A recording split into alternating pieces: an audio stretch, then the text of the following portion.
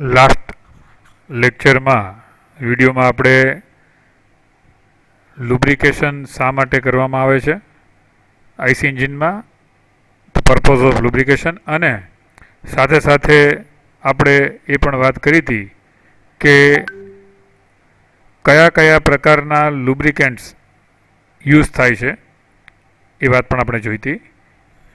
આગળ જોઈએ તો લુબ્રિકેટિંગ સિસ્ટમ જે આઈસી એન્જિનમાં યુઝ થાય છે એમાં પણ અલગ અલગ પ્રકાર છે જે આપણે જોઈશું. તો કયા કયા પ્રકારની લુબ્રિકેટિંગ સિસ્ટમ જે છે એ આઈસી એન્જિનમાં યુઝ થાય છે, તો અહીંયા મેઇન 4 પ્રકારની લુબ્રિકેટિંગ સિસ્ટમ જે છે એની વાત આપણા સિલેબસ પ્રમાણે જે છે આપણે જોઈશું. તો પહેલી છે મિસ્ટ લુબ્રિકેશન સિસ્ટમ ઓર ચાર્જ લુબ્રિકેટિંગ સિસ્ટમ, બંને નામથી ઓળખાય છે, જે સામાન્ય રીતે 2 સ્ટ્રોક એન્જિનમાં યુઝ થતી હોય છે. ત્યાર પછી બીજી જે મેથડ જે છે એ છે સ્પ્લેશ લુબ્રિકેટિંગ સિસ્ટમ, બરાબર છે. ત્રીજી છે પ્રેશર સિસ્ટમ. આ ત્રીજી ને ચોથી જે છે એ બંને જે છે એ પ્રેશર સિસ્ટમ એટલે કે એમાં પંપનો યુઝ થાય છે. એકનું નામ છે વેટ સમ સિસ્ટમ અને બીજુંનું નામ છે ડ્રાય સમ સિસ્ટમ. તો એ બંને પણ આપણે જોઈશું કઈ રીતે કામ કરે છે. હવે એક પછી એક લુબ્રિકેટિંગ સિસ્ટમની વાત કરીએ તો પહેલી જે છે લુબ્રિકેટિંગ સિસ્ટમ જે છે એ જે છે એ મિસ્ટ લુબ્રિકેટિંગ સિસ્ટમ અથવા તો ચાર્જ લુબ્રિકેટિંગ સિસ્ટમ. તો કદાચ તમે જે છે નાના હશો ત્યારે તમે જોયું છે કે પહેલાંના સમયમાં જે છે એ બજાજ સ્કૂટર જે છે એ બહુ એનું ચલણ હતું, જે 2 સ્ટ્રોક એન્જિન હતું એમાં. ત્યાર પછી કાઇનેટિક હોન્ડા યામાહાનું RX100 બાઇક હતું, બરાબર છે. તો all this vehicle possess 2 stroke engine, બરાબર છે. હવે 2 સ્ટ્રોક એન્જિનમાં આ લુબ્રિકેટિંગ સિસ્ટમ યુઝ થતી કારણ કે એકદમ સહેલી મેથડ છે લુબ્રિકેશનની. ખાસ કરીને આપણે જોઈએ તો આ પ્રકારની લુબ્રિકેટિંગ સિસ્ટમમાં કોઈ પણ પંપ અથવા તો કોઈ એવી સ્પેસિફિક મેથડ નથી. આ મેથડમાં જે લુબ્રિકેટિંગ ઓઇલ જે છે it was directly mixed or it is directly mix with the fuel, પેટ્રોલની સાથે જે મિક્સ થાય, અને એનો પણ આપણે જે છે માપ રહેતું. કદાચ તમે તમારા વડીલોને પૂછશો તો તમને કહેશે કે 1.25 2.50 એટલે મતલબ શું કે 1 લીટર પેટ્રોલ હોય તો 25 સીસી જે છે એ ઓઇલ નખાવતા, 2 લીટર ઓઇલ પુરાવે તો 50 સીસી ઓઇલ જે છે એ અંદર જે છે એ ડાયરેક્ટ ફ્યુલ ટેન્કની અંદર જે છે એ ઓઇલને મિક્સ કરવામાં આવતું.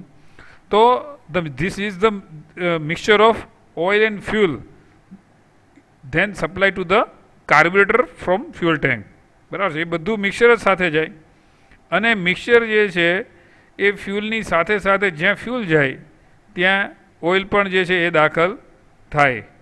પછી એની ડિઝાઇન પ્રમાણે અને સ્પીડ અને એના પાવર પ્રમાણે એ ઓઇલનું જે છે એ પ્રમાણ વધઘટ થતું હોય, પણ સામાન્ય રીતે આપણે કીધા પ્રમાણે 20 થી 50 સીસીનું જે છે ઓઇલ એ પર લીટર એ મિક્સ થતું. હવે આમાં પ્રોબ્લેમ શું થતો, તો હાઈ ટેમ્પરેચર જે સિલિન્ડરના અંદર જે જનરેટ થવાના કારણે મોટાભાગનું લુબ્રિકેટિંગ ઓઇલ જે છે એ એનું બળી જાય, ટૂંકમાં બંધ થઈ જાય, અને એના કારણે જે કાર્બન ડિપોઝિટ જે ફોર્મ થાય એ inside the cylinder various parts જે હોય ત્યાં એ કાર્બન જે, કારણ કે ઓઇલની અંદર કાર્બનનું પર્સન્ટેજ ખૂબ વધારે હોય, તે કાર્બન રેસિડ્યુ જે છે એ ઓઇલની અંદર ડિપોઝિટ થાય, ને એના કારણે શું પ્રશ્ન થાય એ પણ આપણે ગયા વખતે વાત કરી હતી. તો ઓઇલનું પ્રમાણ ઘટતું જાય એટલે દરેક વખતે આપણે ઓઇલ ઉમેરતા જવું પડે, અને વધારે આપણે જે છે એ ઓઇલ એ ઉમેરતા રહેવું પડતું હોય, બરાબર છે. અને એના કારણે પણ પાછા પ્રશ્ન થાય કે સ્પાર્ક પ્લગ જે છે એ ક્લોગ થઈ જાય અથવા ફાઉલ, એને પણ આપણે સફાઈ કરવી પડે. એ જોયું હશે કે ભાઈ સ્પાર્ક પ્લગને જે છે આમ કિક મારીને પાછું જે છે એનું સ્પાર્કિંગ છે કે નહીં ચેક કરવામાં આવતું બજાજમાં. તો અને જો ઓછું ઓઇલ હોય તો વધારે ઓઇલ હોય તો આ પ્રોબ્લેમ થાય કે એનું ક્લોક કરી નાખે સ્પાર્ક પ્લગને, અને ઓછું ઓઇલ હોય તો જે ઇટ લીડ્સ ટુ એક્સેસિવ વેર ઘસારો ખૂબ વધી જાય એનાથી, બરાબર છે. તો આ બધા સિમ્પ્લિસિટી હતી, એમાં કોઈ જાતનું એડિશનલ મિકેનિઝમ નહોતું. પછી એ સિલિન્ડર પિસ્ટન રિંગ મેઇન જે કનેક્ટિંગ રોડ હોય તો એના સ્મોલ એન્ડ ને બિગ એન્ડ હોય, બેરિંગ્સ હોય, ક્રેન્કેસ હોય, આ બધી જગ્યાએ ઓઇલ જે છે એ પહોંચે ફ્યુલની સાથે, કારણ કે એમાં ફ્યુલ અને એરનું મિશ્રણ નીચેથી દાખલ થાય ને ટ્રાન્સપોર્ટ પોર્ટ દ્વારા જે છે એ ઉપર જાય, આપણે ખ્યાલ છે. તો એ રીતે મિસ્ટ લ્યુબ્રિકેશન અથવા તો ચાર લ્યુબ્રિકેશન સિસ્ટમમાં લ્યુબ્રિકેશન સહેલું છે, ઇકોનોમિકલ છે. એડવાન્ટેજીસની વાત કરીએ તો ઇટ ઇઝ ઇકોનોમિકલ, બરાબર છે, ચીપ છે, બરાબર છે. એમાં જે છે એ આપણે સસ્તું ખૂબ પડે છે, બરાબર છે. તો એ એકદમ compare to other method cheap છે, બરાબર છે. પણ પ્રશ્ન શું છે કે બીજો ફાયદો, પેલા ફાયદાની જ વાત કરીએ તો એક ઇકોનોમિકલ છે. બીજું, એમાં જે પંપ જે છે પંપની જરૂર પડતી નથી, પંપની જરૂર નથી પડતી, ફિલ્ટરની જરૂર ન પડે, બરાબર છે. પછી કોઈ પાઇપિંગ જે છે એની જે છે એની જરૂર ન પડે. તો એ બધું જે છે એની અંદર નથી, બરાબર, એ બધું એની અંદર નથી. એટલે એના કારણે જે ઓવરઓલ કોસ્ટિંગ પણ ઘટી જાય, બરાબર છે. પછી જો કોઈ લ્યુબ્રિકેટિંગ સિસ્ટમ જ નથી એટલે એમાં કોઈ મેન્ટેનન્સનો બધું પ્રશ્ન પણ આપણે ઓછો થઈ જાય. આ બધા ફાયદા ખરા, પણ એના ડ્રોબેક પણ વધારે છે, કે જેમ કે કાર્બન ડિપોઝિટનું પ્રમાણ જે છે વધી જાય, મેન્ટેનન્સ જે છે એ એન્જિન આ રીતે વધી જાય, કારણ કે કાર્બન ડિપોઝિટ થવાના કારણે એન્જિનના કાર્બ્યુરેટરમાં પછી સ્પાર્ક પ્લગમાં પણ પ્રશ્નો ઊભા થાય, તો એ પણ ક્લોગ થઈ જતો હોય છે. ઓઇલ કન્ઝમ્પશન વધારે હોય છે કમ્પેરેટિવલી, બરાબર છે. પછી જ્યારે લાંબા સમય સુધી જે છે એ ધારો કે મોપેડ જે છે ટુ વ્હીલર એ યુઝમાં ન હોય તો એ વખતે ઓઇલ જે છે એ પેટ્રોલની સાથે અંદર થોડું સેપરેટ થાય તો એ જે છે એ ઘણી વખત થ્રોટલ વાલ્વની પોઝિશનને પણ ક્લોક કરી નાખતું હોય છે, બરાબર છે. તો ઘણી વખત અને જે રીતે જે જગ્યાએ જેટલા પ્રમાણમાં લ્યુબ્રિકેશન થવું જોઈએ તો એ પ્રોપર એડેક્યુએટ લ્યુબ્રિકેશન પણ થતું નથી. તો these are the drawbacks, many drawbacks of lubricating system, mist lubricating system અથવા તો જેને કહેવાય ચાર lubricating system. That's why it is not use in 4-stroke engine. Nowadays 4-stroke એન્જિનમાં યુઝ થતું નથી. તો 4-stroke એન્જિન જે છે એમાં પણ અલગ અલગ મેથડ યુઝ થાય છે, જેમાં આપણે 1 by 1 જોઈએ. તો પેલી જે છે સ્પ્લેશ લ્યુબ્રિકેશન સિસ્ટમ. હવે સ્પ્લેશ એટલે શું?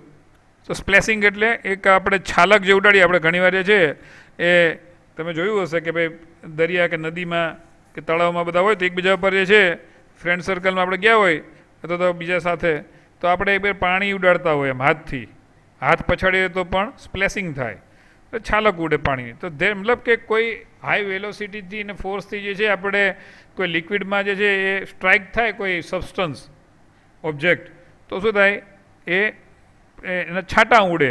સાદી ભાષામાં કહીએ તો એના છાંટા ઉડે.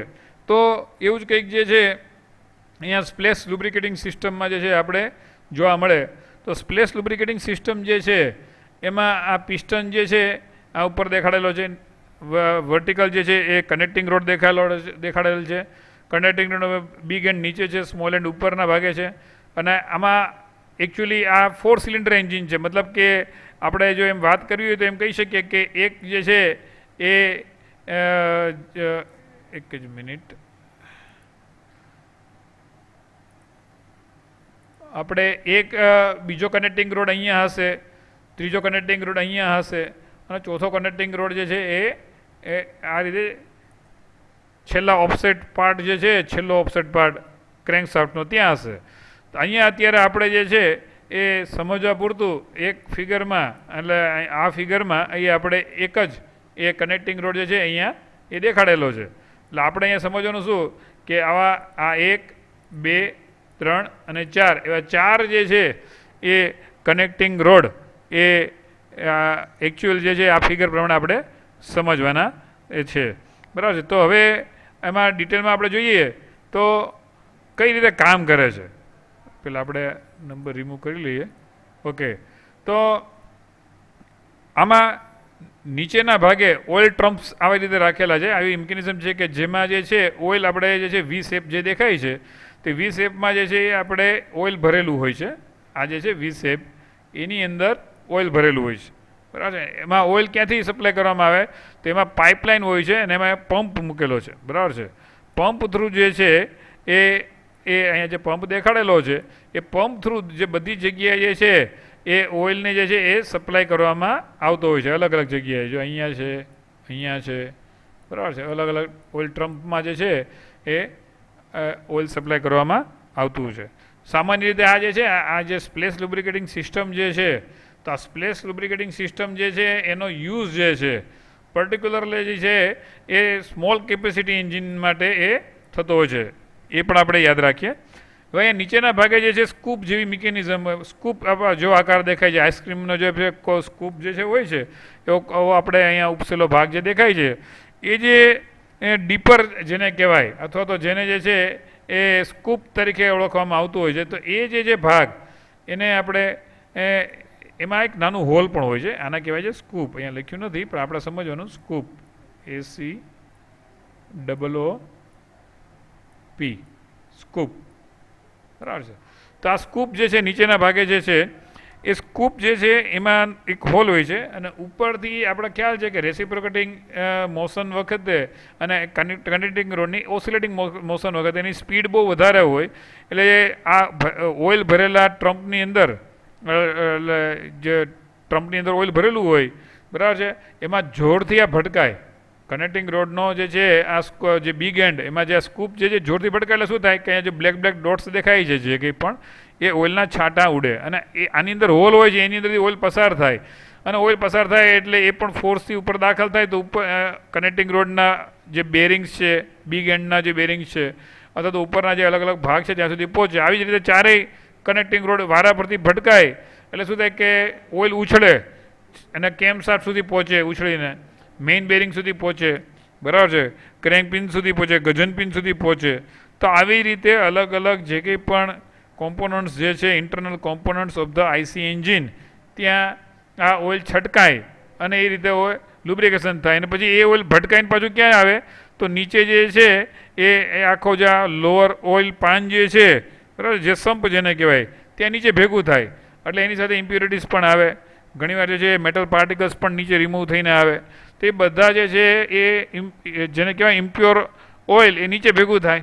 હવે એ જ ઓઇલને પાછું આપણે સર્ક્યુલેટ કરવાનું છે પણ એને પહેલાં એને ક્લીન કરવું પડે, એની સફાઈ કરવી પડે. મતલબ કે આ જે ઇમ્પ્યોરિટીઝ લઈને નીચે આવ્યું છે એ જ ઇમ્પ્યોરિટીઝ પાછી ઉપર જવી જોઈએ નહીં. તો એના માટે ઓઇલ સ્ટ્રેનર એના માટે યુઝ થાય છે ઓઇલ સ્ટ્રેનર. તો અહીંયા જે છે એ આ ઓઇલ સ્ટ્રેનર જે છે એ આપણે દેખાડેલું છે.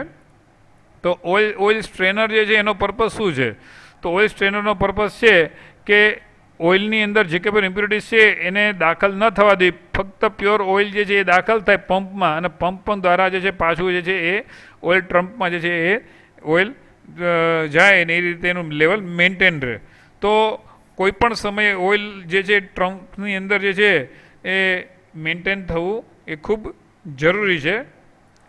તો ઓઇલ ટ્રફમાં જે કોઈ પણ ઓઇલ ટ્રફની અંદર જે કંઈ પણ ઓઇલ જે છે એ લેવલ એનું મેન્ટેન થવું એ જરૂરી છે. પ્રોબ્લેમ શું છે કે કોઈ પણ જાતનું ધારો કે નાનું આમાં ફેલ્યુર થાય અને ઓઇલ ટ્રફની અંદર જે છે ટ્રફ્સની અંદર જે ઓઇલ લેવલ મેન્ટેન ન થાય તો મતલબ કોઈ પણ ફેલ્યુર થાય, ધારો કે પાઇપલાઇનનું ફેલ્યુર હોય અથવા તો કોઈ ઓઇલ પંપનું પ્રશ્ન હોય અને ઓઇલ ટ્રફ્સની અંદર જે છે એ ઓઇલ લેવલ મેન્ટેન ન થાય તો એના કારણે લુબ્રિકેટિંગ સિસ્ટમ ઉપર જે છે એના ફંક્શનિંગ ઉપર અથવા તો એની જે એફિશિયન્સી ઉપર જે છે અસર થઈ શકે છે.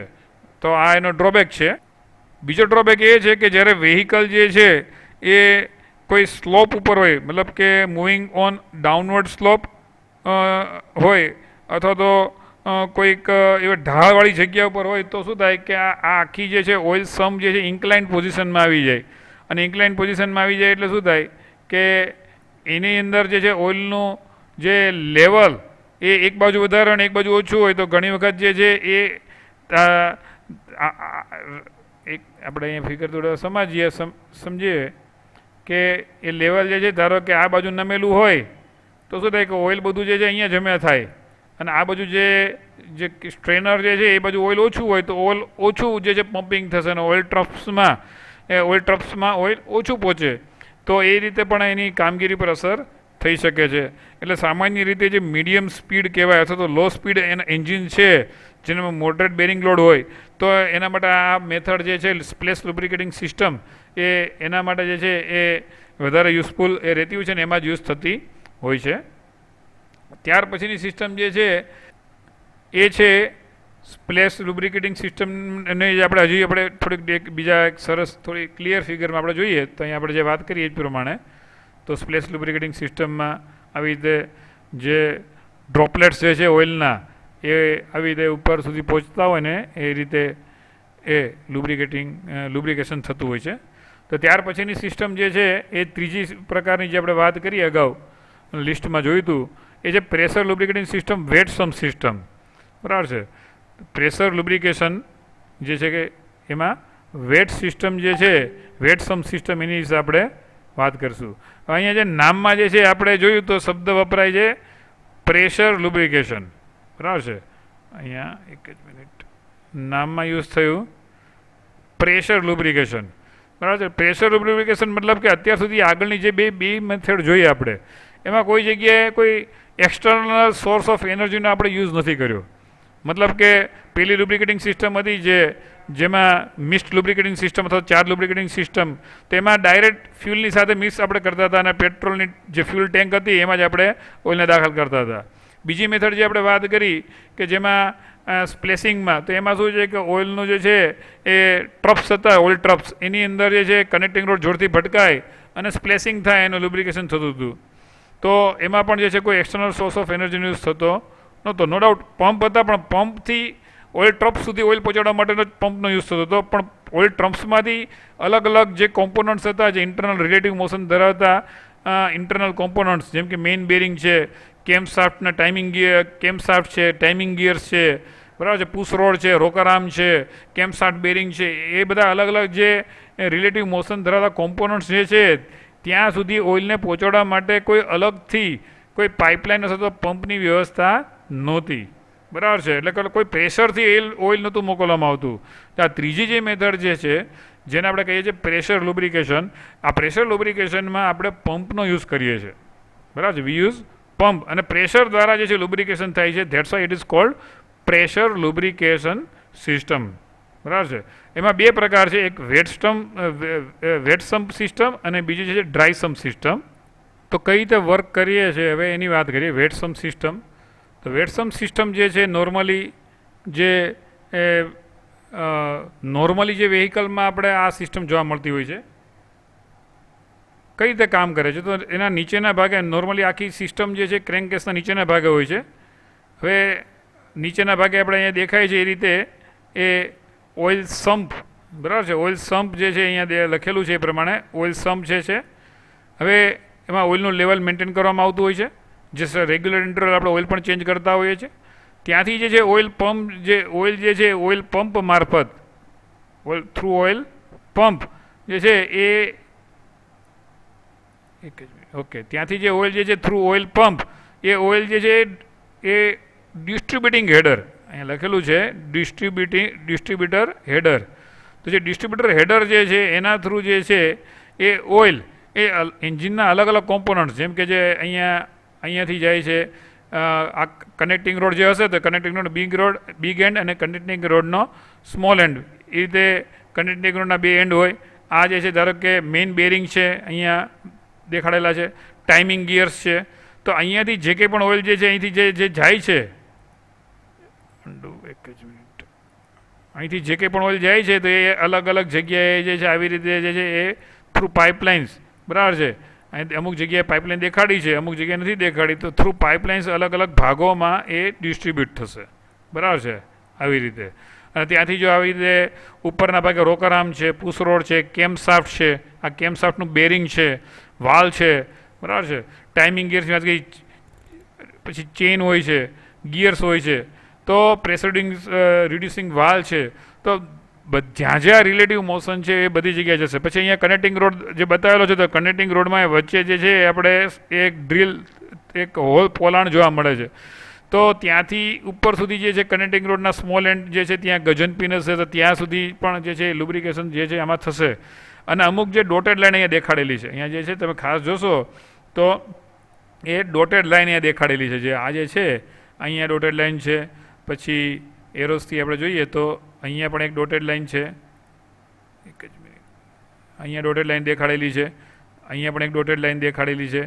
બરાબર. જ્યાં જ્યાં ડોટેડ લાઈન છે એ બધી જગ્યાએ જે છે એનો મતલબ એમ સમજવાનો કે ત્યાં આ એક આવી રીતે એક લાઈન સપ્લાય લાઈન મૂકેલી છે કે જ્યાંથી ઓઇલ ટ્રાન્સફર થતું હોય એક જગ્યાએથી બીજી જગ્યાએ ઓઇલ ટ્રાન્સફર થતું હોય.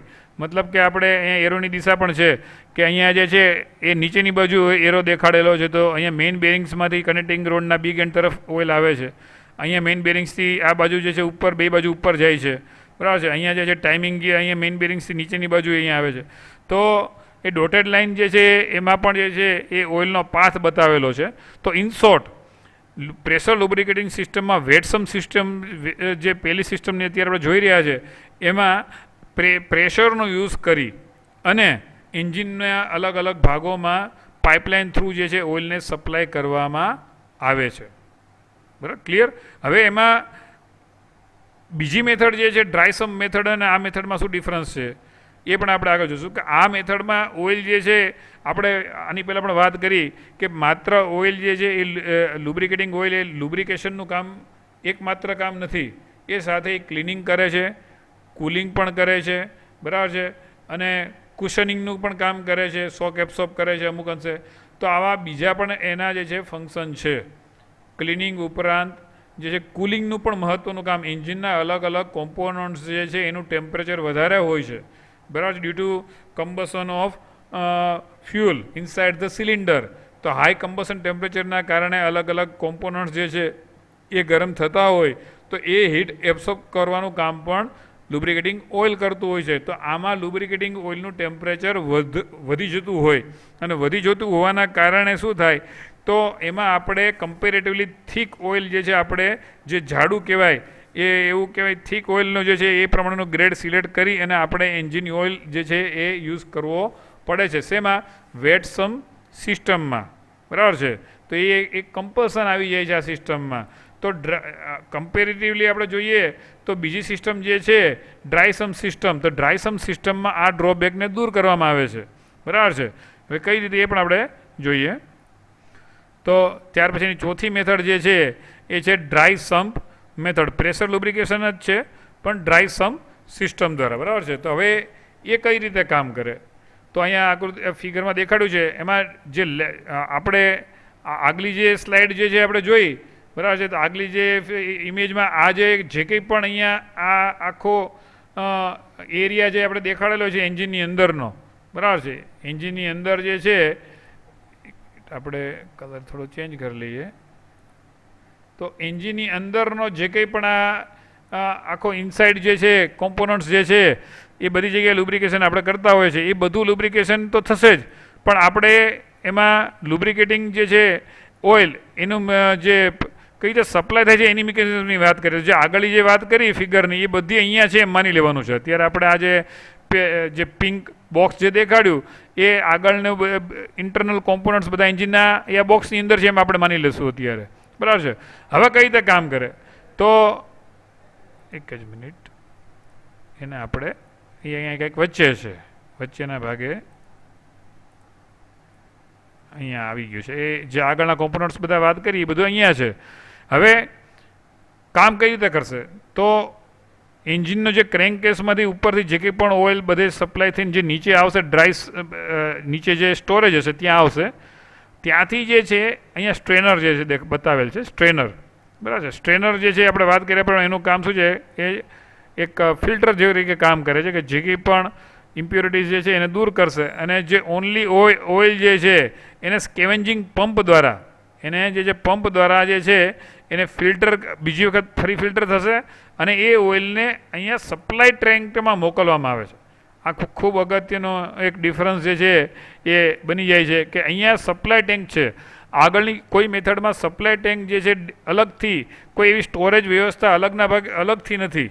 આમાં સપ્લાય ટેન્ક જે છે એ ડ્રાય સમ્પ મેથડમાં જે છે આપણે યુઝ કરીએ છીએ અને એનો પર્પઝ શું છે તો એનો પર્પઝ એ છે કે ઓઇલ જે છે એને આપણે અલગથી સપ્લાય કરેલો હોય તો કોઈ એન્જિનની કોઈ પણ પોઝિશન હોય પછી સ્લોપ ઉપર હોય કે કોઈ ડાઉનવર્ડ ડાયરેક્શનમાં અથવા તો અપર ડાયરેક્શનમાં હોય તો એનો એન્જિનનો સપ્લાય જે છે ચાલુ રહે જે જરૂરી માત્રામાં જ આપણે એને સપ્લાય ચાલુ રાખી શકીએ. આ એનો મુખ્ય હેતુ છે. બરાબર છે. હવે ફિલ્ટર થયેલું ઓઇલ સપ્લાય ટેન્કમાં જશે અને સપ્લાય ટેન્કમાંથી જે છે થ્રુ ઓઇલ પંપ, અહીંયા જે છે ઓઇલ પંપ જે છે દેખાડેલો છે, ઓઇલ પંપ દ્વારા એને કુલ કરવામાં આવે. આ એક બીજો ડિફરન્સ થયો. યાદ રાખીએ અહીંયા આપણે જે કંઈ પણ ડિફરન્સ જે છે એ આપણે સાથે સાથે જોતા જશું. પહેલો ડિફરન્સ જે છે એ અહીંયા આપણને જોવા મળ્યો. બરાબર છે. પહેલો ડિફરન્સ શું જોવા મળ્યો કે સપ્લાય ટેન્ક એ આગળની મેથડનો હતું. બીજું જે છે ઓઇલ કુલર. તો આ બીજા નંબરનો ડિફરન્સ થયો. તો ઓઇલ કુલર પણ જે છે આગળની એક પણ મેથડમાં આપણે એની વાત આવી નહોતી. ઓઇલ કુલરનો પર્પઝ શું તો આપણે અગાઉ વાત કરી હમણાં કે ભાઈ જે વેટ સમ્પ લુબ્રિકેટિંગ સિસ્ટમ હતી તો અથવા બીજી કોઈ પણ કે એ જે ઓઇલ જે છે એ એન્જિનની અંદર કમ્બશન ટેમ્પરેચર ઊંચું હોવાના કારણે જે કંઈ પણ હીટ જનરેટ થાય છે એ હીટને એબ્સોર્બ કરે છે અને એના કારણે એન્જિન ઓઇલનું ટેમ્પરેચર પણ વધી જતું હોય છે. એટલે આપણે અને ટેમ્પરેચર વધે એટલે ઓઇલ પાતળું બને અને જો પહેલેથી જ પાતળું હોય તો એનું વેપોરાઇઝેશન થાય અથવા તો બર્નિંગ થવાના ચાન્સીસ રહે. એટલે આગળની મેથડમાં એન્જિન ઓઇલ જે છે એ જે વેટ સમ્પ લુબ્રિકેટિંગ સિસ્ટમ હતું તો એમાં એન્જિન ઓઇલ જાડું પસંદ કરવામાં આવે જેથી ટેમ્પરેચર ના કારણે એ ગરમ થાય તો એ પાતળું બને અને જે જરૂરી જે છે થિનર જે આપણે જેનું જેટલું પાતળું જોઈએ છે થિનર ઓઇલ આપણે જે છે એ આપણને મળી જાય. બરાબર છે. તો એ જાડું એન્જિન ઓઇલ આપણે ફરજિયાત વાપરવું પડે કારણ કે પાછળથી એનું ટેમ્પરેચર વધી જાય છે. આમાં શું કરવામાં આવે છે આમાં એન્જિન ઓઇલને એ રિપીટેટિવલી સાયકલમાં એને ઠંડુ પાડવામાં આવે છે. કઈ રીતે ઠંડુ પાડવામાં આવે તો જે એન્જિનના આગળના ભાગમાં રેડિએટર હોય છે તો રેડિએટરની પાછળ જે છે એને ત્યાં એને પસાર કરીને કુલિંગ કરવામાં આવે છે અને એનાથી શું થશે કે એનું ટેમ્પરેચર જે છે એ કમ્પેરેટિવલી વેટ સમ્પ મેથડની સરખામણીમાં સેમ એન્જિન હશે તો આ ડ્રાય સમ્પ મેથડમાં આપણને જે છે ઓઇલનું ટેમ્પરેચર ઓછું જોવા મળશે અને એના કારણે શું છે કે ટેમ્પરેચર એનું વધી નહીં જાય તો આપણે પહેલેથી જ it is possible to use thinner oil compared to wet sump method. We can use thinner oil. બરાબર છે. તો this is an added advantage to this method. બરાબર છે. શું કામ તો thinner oil will reduce viscous friction loads on the engine. એનાથી જે છે જાડા ઓઇલ થીકર હોય તો એનાથી એની વિસ્કોસિટીને લઈને વિસ્કોસિટીની અસર કરે એમાં ફ્રિક્શન ફોર્સિસ જે છે એ વધારે આપણે રેઝિસ્ટ કરવા પડતા હોય છે તો એ પ્રશ્ન જે છે આમાં સોલ્વ થઈ શકે છે. બરાબર છે. તો અહીંયા જે છે સપ્લાય ટેન્ક જે છે એ ડિફરન્સની વાત કરીએ તો it kept outside the cylinder block. A cylinder બ્લોકની અંદર નથી હોતું પણ આ જે ટેન્ક જે છે એ બહારની બાજુએ આપણે રાખવામાં આવતું હોય છે.